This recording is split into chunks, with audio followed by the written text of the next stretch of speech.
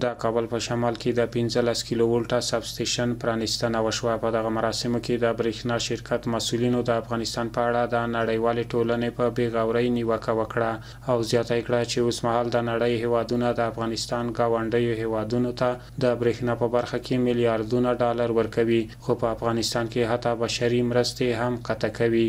د برېښنا په برخه کې دا اوس نړیواله ټولنه زموږ او ستاسو یو شمېر ګاونډیو هیوادونو ته په سلګونو میلیونه بلکې میلیارډونو ډالر ورکول کېږي. موږ بخیلي نه ورباندې کوو، نور دې ورکړي. زموږ ګاونډیان دي چې هغوی آباد وي، موږ به آباد وو. که موږ آباد وو دوی به آباد وي. د موږ آبادي او د دوی آبادي په یو بل باندې مثبت تاثیرات لري. خو دلته سوال دا ده چې د افغانستان ولس ولې د نړیوالې ټولنې او د هغو سازمانونو چې د هغوی شعار بشریت وو او نن دغه ټولنه نن دغه بشر نه ګڼل کېږي.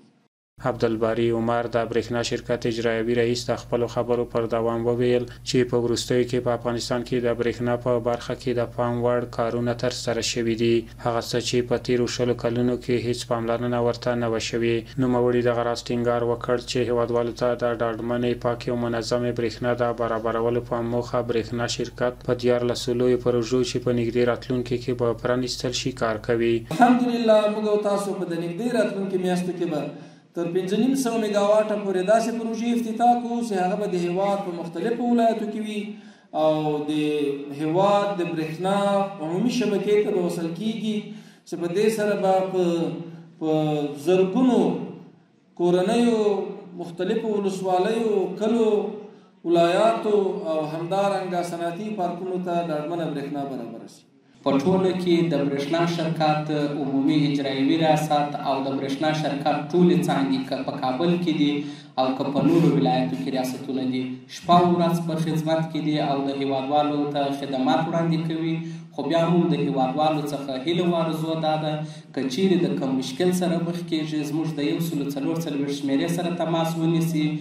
ما پروژه هایی را که قبلا برای شما هم شریک ساخته شده کار خود آغاز کردیم و با جدیت روی از او پروژه ها که پروژه 500 کیلوولت است و سب استیشن های جدیدی در شهر کابل است و لاین های انتقالی که به طرف قندهار است به شدت کارشان ادامه داره و امیدوار هستیم که به زودترین فرصت که طبق قرارداد منعقد شده که با کمپنی ها صورت گرفته این پروژه ها تکمیل شود. ورته مهال د اماراتي شرکتونو رئیس احمد جان بلال وویل برېښنا د صنعت، سوداګرۍ، اقتصاد او بنسټونو د پراختیا یو اساسي لامل دی. اسلامي امارات په بیلابیلو برخو کې د هیواد د ځان بسیاینې لپاره کار کوي. موږ صنعت له برېښنا سره تړلی ده. که برېښنا د موږ زیاته سي زموږ صنعت وده ورسره کوي او زموږ هیواد به په یو صنعتي هیواد باندې بدلیږي چې دا د اقتصادي خودکفایي په لور باندې یو مهم قدم بلل کېږي او یو مهمه اړتیا د اقتصادي خپلواکۍ لپاره بلل کېږي. نو بیا به ان شاء الله العزیز موږ اقتصاد په پښو سره درېږي، موږ صنعت په پښو درېږي، موږ زراعت په پښو درېږي او موږ به بیا د صادراتو حالت ته ځو. د برېښنا شرکت مسؤلین وایي چې د کابل په شمال کې د نوي 15 کیلو ولټه سب سټیشن په پرانیستل کېدو سره به 15,000 کورنۍ له برېښنا څخه برخمنې شي او نوی غځول شوی مزی د 10 ترانسفارمرونو په نصب کولو سره تنظیم شوی چې د 14 نورو تنظیم چارې هم روانې دي.